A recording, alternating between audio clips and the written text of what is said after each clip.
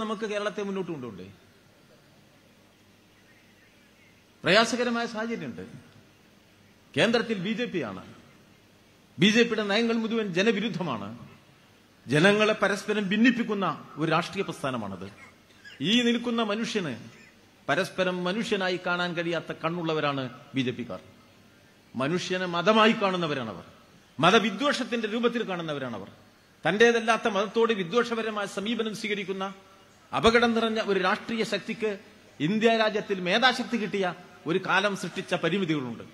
അതിന് സഹായകരമായ രൂപത്തിൽ രാജ്യത്തെ കൊള്ളയടിക്കുന്ന കുത്തക മുതലാളിമാർ രൂപപ്പെടുത്തിയിരിക്കുന്ന ഒരു പൊതുബോധ നിർമ്മിതിയുണ്ട് ഈ നാട്ടിൽ. പണാധിപത്യത്തിന്റെ പുതിയ രാഷ്ട്രീയ രൂപം കൊള്ളുന്നുണ്ട് ഈ നാട്ടിൽ. ഈ അപകടം നിറഞ്ഞ കാലത്ത് ഈ കേരളത്തെ എങ്ങനെ മെച്ചപ്പെടുത്താം? ഇതാണ് CPM ചർച്ച ചെയ്തത്. നമ്മൾ പറഞ്ഞു, ഭരണം മുന്നോട്ട് കൊണ്ടുപോകുമ്പോൾ കമ്മ്യൂണിസ്റ്റുകാർ രണ്ട് കാര്യം ശ്രദ്ധിക്കണം. ഒന്ന്, ഈ ഗവൺമെന്റ് ജനോപകാരപ്രദമായ കാര്യങ്ങളെ ചെയ്യാവൂ. എല്ലാ നിലയിലും, അത് പോലീസിന്റെ പ്രവർത്തനമായാലും ശരി, ഗവൺമെന്റിന്റെ ഓരോ വകുപ്പുകളുടെ പ്രവർത്തനമായാലും ശരി, നമുക്കത് മെച്ചപ്പെടുത്തണം. വിദ്യാഭ്യാസം ഒക്കെ അതിന്റെ ഗുണനിലവാരത്തെ മെച്ചപ്പെടുത്തണം. അതിദാരിദ്ര്യം ഇല്ലാതാക്കണം. അങ്ങനെയാണ് പറഞ്ഞത്. ഇങ്ങനൊരു സ്ഥലം വേറെ ഉണ്ടോന്ന് എണ്ണി ഇങ്ങോട്ട് എടുത്തില്ലേ 6 മാസം കൊണ്ട്. ആർക്കാണ് അതിദാരിദ്ര്യം? ഇന്ത്യയിൽ വേറെ എവിടെയും സാധിച്ചിട്ടുണ്ട്? വേറെ ഏതെങ്കിലും ഒരു സംസ്ഥാനത്ത് സ്ഥാപിച്ചിട്ടുണ്ടോ? ഇവിടെയല്ലേ പറ്റിയത്? കാരണം ദാരിദ്ര്യം കുറയ്ക്കാൻ കഴിഞ്ഞുകൊണ്ടാണ്. ജനങ്ങളുടെ പ്രതീക്ഷ എന്താ? ഇന്നത്തെ ലോകമാണ്. ലോകത്തിലേക്ക് വളരണമെന്നല്ലേ നമ്മൾ ആഗ്രഹിക്കുന്നത്. ലോകത്തെവിടെ പോയും പഠിക്കണം, ലോകത്തെവിടെ പോയും വളരണം, ഇതാണ് ചിന്ത. ആ പ്രതീക്ഷയിലേക്ക് വളരാൻ വിനയാന്വിതരായി പ്രവർത്തിക്കണം. കമ്മ്യൂണിസ്റ്റ് പാർട്ടിക്കാരെ ഞങ്ങളോട് ഞങ്ങളുടെ പാർട്ടി പറഞ്ഞതാ, വിനയാന്വിതരായി ജനങ്ങൾക്കിടയിൽ നമ്മൾ കമ്മ്യൂണിസ്റ്റ് പ്രവർത്തിക്കണം. കമ്മ്യൂണിസ്റ്റ് പാർട്ടി എന്നുള്ള നിലയ്ക്ക് ഈ പുതിയ കാലം സൃഷ്ടിക്കുന്ന വെല്ലുവിളികളെ അഭിമുഖീകരിക്കാനുള്ള ആത്മവിശ്വാസം ജനങ്ങൾക്ക് നൽകണം.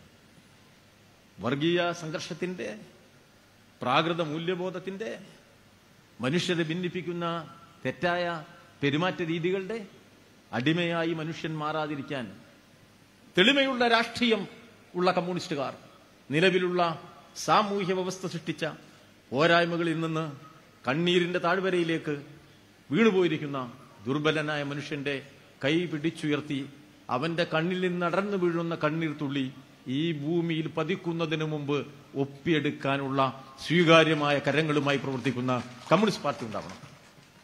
അവിടെ കമ്മ്യൂണിസ്റ്റുകാരുടെ പ്രവർത്തനം നടത്തണം. തൊഴിലാളികൾക്കിടയിൽ, കൃഷിക്കാർക്കിടയിൽ, പാവപ്പെട്ടവർക്കിടയിൽ അവരെ സംരക്ഷിക്കുന്നതിന് വേണ്ടിയുള്ള പ്രവർത്തനം പാർട്ടി എന്നുള്ള നിലയിൽ നമ്മൾ നന്നായിട്ട് നടത്തണം.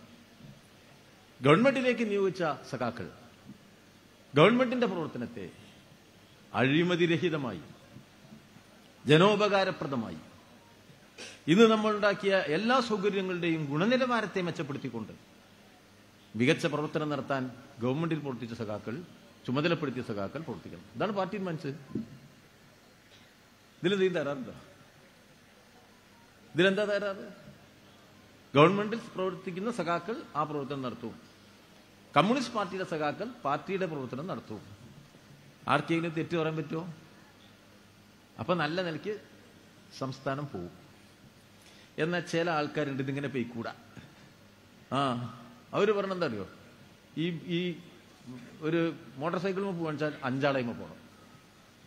5 ആള് പോണ മോട്ടോർ സൈക്കിള്, അത് സർക്കസിലാട്ടാ. 5 ആള് പോണ മോട്ടോർ സൈക്കിളിട്ട് ആള് പുറത്തു പോയി എന്തെങ്കിലും സംഭവിച്ചാൽ എന്താ സംഭവിക്കുക? നിയമവിരുദ്ധല്ലേ?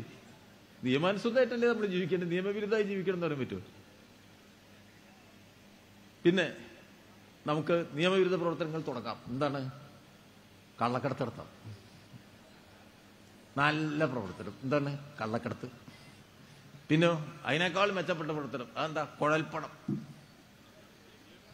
അങ്ങനെ നിയമവിരുദ്ധമായിട്ടുള്ള കാര്യങ്ങൾ, മണല് കക്കുക, പിന്നെ കള്ളമണലടിക്കുക, ലോറിയിൽ 2-4 അടിച്ച് കയറ്റി കൊണ്ടുപോകുക. അപ്പോൾ എല്ലാ നിയമവിരുദ്ധ പ്രവർത്തനം അത് നടത്തണം എന്ന് ചിന്തിക്കുന്ന കുറച്ചാളുണ്ടാവും. മനസ്സിലായി? നമ്മൾ പാവങ്ങള് കമ്മ്യൂണിസ്റ്റുകാർ നല്ല നിലയിൽ ചിന്തിക്കുകയാണ്. എന്ത്? നല്ല നിലയിൽ കാര്യങ്ങൾ നടന്നു പോകണം, സമാധാനം പോകണം, കാര്യം പോകണം. അങ്ങനെയല്ല, നേരെ മറിച്ച് ചിന്തിക്കുന്ന ചില ആൾക്കാരുണ്ടേ. നമുക്കിപ്പോൾ എന്താ ചെയ്യാൻ പറ്റുക? ഇങ്ങനെ ചിന്തിക്കാൻ പാടുണ്ടോ എന്ന് ചോദിക്കാം. നമുക്ക് നിർഭാഗ്യകരമായൊരു കാര്യം, ഞാൻ പറഞ്ഞ രണ്ടാമത്തെ കാര്യത്തിന് അനുകൂലമായി ചിന്തിക്കുന്ന ചിലരെങ്കിലും നമ്മുടെ നാട്ടിലുണ്ട്. മനസ്സിലായ ഞങ്ങള്?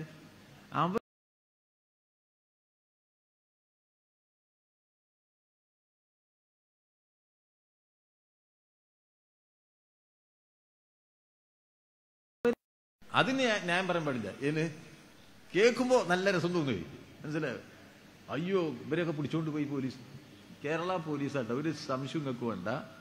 മര്യാദയ്ക്ക് കേരള പോലീസ് പ്രവർത്തിക്കൂ.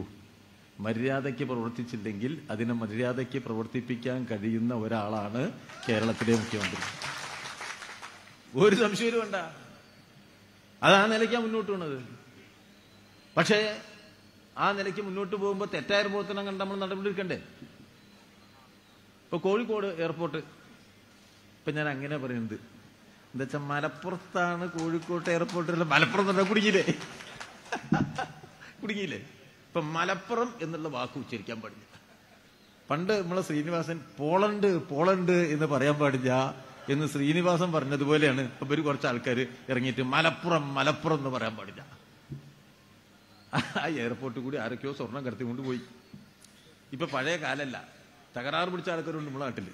ഏതോ ചങ്ങാതിമാര് ഈ സ്വർണം കൊണ്ടുപോകണോന്റെ കയ്യിൽ നിന്ന് സ്വർണം കൊണ്ടുപോകണ ആൾക്കാരുണ്ട് അത്ര. ഉമ്മക്കിപ്പോ അതറിയില്ല, കാരണം നമ്മളിത് കൊണ്ടുപോയി ശീലിച്ചിട്ടില്ല എന്ന കാര്യം നിങ്ങൾക്ക് എല്ലാവർക്കും അറിയാലോ. ഇങ്ങനെ കൊണ്ടുപോകണവരെ സ്വർണം തട്ടിക്കൊണ്ടുപോവാ.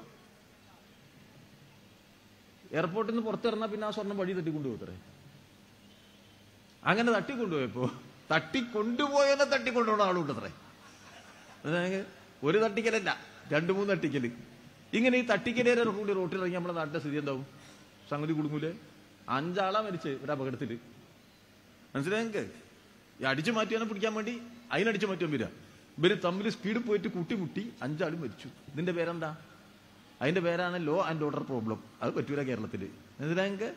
അങ്ങനെ സ്വർണം കടത്തി കൊണ്ടുപോകുക, അതിന്റെ പിടിക്കാൻ നടക്കുന്നത് തമ്മിൽ തല്ലുക, എന്നിട്ട് ഇടിക്കുക, വെടിക്കുക, വെടിവെക്കുക, അല്ലെങ്കിൽ ക്രമസമാധാനം തകർക്കുക എന്ന പ്രശ്നം കേരളത്തിൽ പിണറായി മുഖ്യമന്ത്രിയാവുമ്പോൾ പറ്റൂല എന്നുള്ളത് കൊണ്ടാണ് ഞങ്ങൾ പോലീസിനെ കൊണ്ട് ഇത് പിടിപ്പിച്ചത്.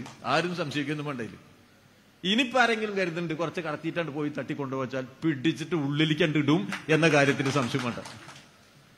അത് ന്യായമായ പ്രവർത്തനല്ലേ? ഇതൊരു കുറ്റാണോ? കള്ളനെ പിടിക്കാൻ പാടില്ലേ? കള്ളക്കടത്തേരനെ പിടിക്കാൻ പാടില്ലേ? ക്രിമിനലിനെ പിടിക്കാൻ പാടില്ലേ? അത് പിടിക്കണ്ടേ? അതല്ലേ കേരള ഗവൺമെന്റ് ചെയ്യുന്നത്. അത് ഇഷ്ടപ്പെടുന്നില്ല എന്ന് പറഞ്ഞാൽ നമുക്ക് വല്ല വൃത്തിയുണ്ടോ? നമുക്ക് എന്തെങ്കിലും ചെയ്യാൻ പറ്റുമോ? ഗവൺമെന്റിന്റെ വഴിക്കാ പോവാ, നല്ല നിലയ്ക്കാ പോവാ. ആ ഗവൺമെന്റിനെ എന്തിനാ തകർക്കാൻ ശ്രമിക്കുന്നത്? ആരുടെ അജണ്ട അത്? കേരള ഗവൺമെന്റിനെ ദുർബലപ്പെടുത്തൽ ആരുടെ അജണ്ടയാ? RSS അജണ്ടയാണ്. നരേന്ദ്രമോദി, RSS ഇവരുടെ അജണ്ടയാണ് കേരള ഗവൺമെന്റിനെ ദുർബലപ്പെടുത്തുക എന്നുള്ളത്. മോഹൻ ഭഗവത്തിന്റെ പ്രസംഗങ്ങൾ കാണുന്നില്ലേ? കമ്മ്യൂണിസത്തെ ഇല്ലാതാക്കണം. അതാണ് മോഹൻ ഭഗവത് പ്രസംഗിക്കുന്നത്. കേരളത്തിന് ന്യായമായി തരാനുള്ള തരാതിരിക്കുക, അതാണ് നരേന്ദ്രമോദി. കേന്ദ്ര ഏജൻസികൾ ഉപയോഗിച്ച് കേരള ഭരണത്തെ തടയാൻ ശ്രമിക്കുക, അതാണ് നരേന്ദ്രമോദി. അപ്പൊ കേന്ദ്ര നയം ഗവർണർമാർ ഉപയോഗിച്ച് കേരളത്തിന്റെ വികസനത്തെ തകർക്കുക, അതാണ് ഇവരുടെ നയം. ഗവർണറൊക്കെ എന്തെല്ലാം ബുദ്ധിമുട്ട് നമുക്ക് ഉണ്ടാക്കിയത്. ആ ബുദ്ധിമുട്ടുണ്ടാക്കിയ ഗവർണർ ഇവിടെ നിന്ന് കാണണമെന്ന് ആഗ്രഹിക്കുന്ന ഒരാളെ ഞാൻ കണ്ടുള്ളൂ. അത് തിരുവഞ്ചൂർ രാധാകൃഷ്ണ, കോൺഗ്രസ്. മനസ്സിലായോ? ഈ തകരാറിനെയല്ലേ നമ്മൾ അതിജീവിച്ചുകൊണ്ടിരിക്കുന്നത്. ഇതിനോടല്ലേ നമ്മൾ ഏറ്റുമുട്ടുന്നത്. അപ്പോ ഏറ്റവും ശക്തമായ നിലപാട് നമ്മൾ ഇവർക്കെതിരെ സ്വീകരിക്കുന്നത്. അപ്പൊ വേറെ ചിലർ മാർക്സിസ്റ്റുകാരും RSSകാരും തമ്മിൽ കേരളത്തിൽ സഖ്യമാണ്. അത് പറയുന്നോണ്ട് തൊലി യഥാർത്ഥ തൊലിയാണോ അതോ കണ്ടാമൃഗത്തിന്റെ തൊലിയാണോ അതോ ഹിപ്പോപ്പൊട്ടാമസിന്റെ തൊലിയാണോ എന്നാണ് ഞാൻ ആലോചിക്കുന്നത്. ഇനി പറഞ്ഞവനെ കണ്ട നിങ്ങൾ നോക്കിയേക്കണേ, കയ്യുമ്മിൽ നിന്ന് പിടിച്ചു നോക്കിയേക്കണം യഥാർത്ഥ തൊലിയാണോ എന്ന് നോക്കൂ. കേരളത്തിലെ കമ്മ്യൂണിസ്റ്റ് പാർട്ടി 280-ലേറെ സഖാക്കൾ ജീവനുണ്ട് കൊടുത്തില്ലേ? ഇവിടെ 252 സഖാക്കൾ ജീവൻ കൊടുത്തല്ലേ RSSനെ കേരളത്തിൽ പ്രതിരോധിച്ചത്. ഏതെങ്കിലും ഒരു സന്ദർഭത്തിൽ RSS ഉയർത്തുന്ന തെറ്റായ രാഷ്ട്രീയ നിലപാടുകളെ, അതിന്റെ പ്രതിലോമതയെ, അത് സമൂഹത്തിൽ സൃഷ്ടിക്കുന്ന അപകടകരമായ പ്രത്യാഘാതങ്ങളെ ജനങ്ങളുമായി പങ്കുവെച്ച് അതിനെ നേരിടാൻ സമൂഹത്തെ തയ്യാറാക്കുന്ന രാഷ്ട്രീയ പ്രക്രിയയിൽ നിന്ന് ഈ CPIM എപ്പോഴെങ്കിലും ഒരു കഴഞ്ച് മാറി നിന്ന ഒരു സന്ദർഭം ചരിത്രത്തിൽ നിന്നും രേഖപ്പെടുത്താനാവുമോ? ഏതെങ്കിലും ഒരു സന്ദർഭം രാഷ്ട്രീയ ലാഭത്തിനു വേണ്ടി കമ്മ്യൂണിസ്റ്റ് പാർട്ടി RSSുമായി ഏതെങ്കിലും തരത്തിലുള്ള സന്ധിയോ നീക്കുപോക്കോ ഉണ്ടാക്കിയത് ചരിത്രത്തിൽ നിന്ന് ആർക്കെങ്കിലും പറയാൻ കഴിയുമോ? എല്ലായ്പ്പോഴും ഞങ്ങളതിനെ നേരിട്ട് പോയിട്ടുണ്ട്. ഒരു സംശയം ആർക്കും വേണ്ട. RSS പ്രതിനിധാനം ചെയ്യുന്നത് തെറ്റായ ഒരാശയവും പ്രത്യയശാസ്ത്രവുമാണ്. ആ പ്രത്യയശാസ്ത്രത്തെ ഞങ്ങൾ കമ്മ്യൂണിസ്റ്റുകാർ അംഗീകരിക്കുന്നില്ല. ഏത് പ്രതിസന്ധി ഘട്ടത്തിലും അതിനെ ഞങ്ങൾ എതിർത്തുകൊണ്ടിരിക്കും. ഒരു കമ്മ്യൂണിസ്റ്റുകാരനെ ഭൂമിയിൽ അവശേഷിക്കുന്നുള്ളൂ എങ്കിൽ ആ ഒരു കമ്മ്യൂണിസ്റ്റുകാരൻ ശരിയായ രാഷ്ട്രീയ നിലപാടിന് വേണ്ടി തന്നെയാണ് നിലയുറപ്പിക്കുക. ആ നിലപാടിലാണ് ഞങ്ങൾ നിൽക്കുക. ലാഭക്കച്ചവടം രാഷ്ട്രീയത്തിൽ നടത്താനല്ല ഈ ചെങ്കൊടി ഉയർത്തിപ്പിടിച്ച് ഞങ്ങൾ പ്രവർത്തിക്കുന്നത്. പാവങ്ങൾക്ക് വേണ്ടി അവന്റെ ജീവിത പ്രയാസങ്ങൾ ലഘൂകരിക്കാനും പരിഹരിക്കാനും വേണ്ടിയാണ്. ആ കാഴ്ചപ്പാടില്ല കമ്മ്യൂണിസ്റ്റുകാർ പ്രവർത്തിക്കുക. എന്നിട്ട് ഇവിടെ വന്ന് കളവടിച്ച് വീശിയല്ലേ. അൻവർ ഏറ്റവും ചെറുതായത് എപ്പോഴാണ് അറിയുന്നത്? അൻവർ ഏറ്റവും ചെറുതായത് ഇവിടെ ഇരിക്കുന്ന സഖാവ് EN മോഹൻദാസിനെ RSSകാരനാണെന്ന് പറഞ്ഞപ്പോഴാണ് ഏറ്റവും ചെറുതായിപ്പോയി. ഒരാൾ എങ്ങനെ ഇങ്ങനെ മോശമാകും?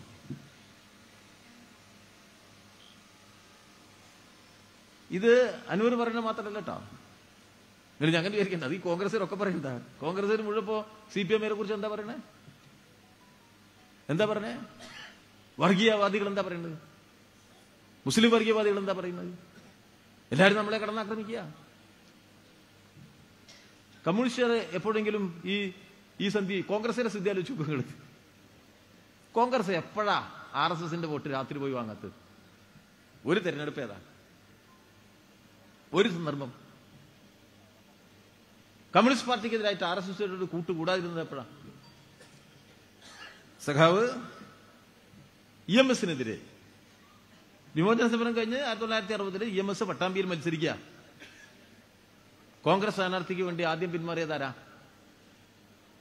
കാർഷിക പരിഷ്കരണമൊക്കെ പാസാക്കി വിമോചന സമരത്തെ അഭിമുഖീകരിച്ച് വന്ന EMS നമ്പൂതിരിപ്പാടാ. 14 കേന്ദ്ര മന്ത്രിമാരെയാണ് ആ പട്ടാമ്പിയിൽ. അന്ന് റോഡും ഇല്ല, പാലും ഇല്ല, തോടും ഇല്ല. അങ്ങനത്തെ ഒരു പട്ടാമ്പിയാ. പറമ്പും ഒരു പട്ടാമ്പിയിലെ പറമ്പുകൂടിയും പാടത്തുകൂടിയൊക്കെ നടക്കല്ലേ. ഗോസായി സ്വാമി കേന്ദ്രമന്ത്രിയാ. കയ്യും വീശിയിട്ട് ബസ്സില്ലല്ലോ, കാറും പോവില്ല. അങ്ങനത്തെ നാട്ടുകൂടി നമ്മളെ ചാലിശ്ശേരി, തിരുമിറ്റക്കോട്, നഗലശ്ശേരി, പിന്നെ ആ സ്ഥലത്തു കൂടി ഇങ്ങനെ നടക്കുകയാണ്. ആരാ വരുന്നത്? കേന്ദ്രമന്ത്രി ഗോവിന്ദ വല്ലഭ് പന്ത്. ആരാണ്? UP മുഖ്യമന്ത്രി. എവിടെയാണ് നിൽക്കുന്നത്? തിരുമിറ്റക്കോട്. അവിടെ വെറും പന്നി മാത്രമേ ഉള്ളൂ. കാട്ടുവന്ന് ഇപ്പൊ അതുള്ള കാല. ആ നാട്ടുകൂടിയാ നടക്കേണ്ടി വരും കയ്യും വീശിയിട്ട്. എത്ര കേന്ദ്രമന്ത്രിമാർ വന്നു ആ തെരഞ്ഞെടുപ്പിൽ? RSSന്റെ ജനസംഘം ചെയ്തത് ഇവിടെ ഏറ്റവും ആദ്യം തോൽപ്പിക്കപ്പെടേണ്ടത് EMS നമ്പൂതിരിപ്പാടായതുകൊണ്ട് ഞങ്ങളുടെ പിന്തുണ കോൺഗ്രസിനാണ് പ്രത്യേകിച്ചു. ജനസംഘം 1970 സഖാവ് AKG മത്സരിച്ചു പാലക്കാട്ട്. ആരായിരുന്നു എതിർ സ്ഥാനാർത്ഥി? RSSന്റെ നേതാവ് ഗോവിന്ദൻ. ആരായിരുന്നു കൂട്ടാളി? കോൺഗ്രസ്. സതീശൻ പുതിയ തീർന്ന കോൺഗ്രസ് ആവും. മനസ്സിലായെങ്കിൽ? അപ്പൊ EMSനെതിരെ RSSന്റെ കൂടെ കോൺഗ്രസ്, AKGക്കെതിരെ RSSന്റെ കൂടെ കോൺഗ്രസ്. ഇവിടെ VP സിംഗിന്റെ ഗവൺമെന്റ് വന്നില്ലേ? ആ ഗവൺമെന്റിനെതിരെ അവിശ്വാസം പാർലമെന്റിൽ വന്നില്ലേ? ആ വിശ്വാസത്തിനെതിരായിട്ട് കൈ കോർത്ത് പിടിച്ച് VP സിംഗിനെ താഴെ ഇറക്കാൻ ഒരുമിച്ച് വോട്ട് ചെയ്ത, ഒരുമിച്ച് പാർലമെന്റിലേക്ക് വന്ന കൂട്ടരാരാ? ഒന്ന് രാജീവ് ഗാന്ധി, ഇപ്പുറത്തോ അടൽ ബിഹാരി വാജ്പേയിയും അദ്വാനിയും. രണ്ടാളും ഇവരും എല്ലാവരും കൂടി ഒരുമിച്ച് കൈ പൊന്തിക്കുന്നത് ഇന്ത്യയുടെ പാർലമെന്റിൽ കണ്ടു നിന്ന ഒരാളാണ് ഞാൻ. എന്നിട്ട് അത് മാറ്റിയിട്ട് ചന്ദ്രശേഖരൻ പ്രധാനമന്ത്രിയായി. ചന്ദ്രശേഖരനെതിരായിട്ട് പ്രധാനമന്ത്രിയായപ്പോ എന്താണ് സംഭവിക്കാൻ പോകുന്നത്? പാർലമെന്റിൽ ഞാൻ അന്ന് പാർലമെന്റ് അംഗാ.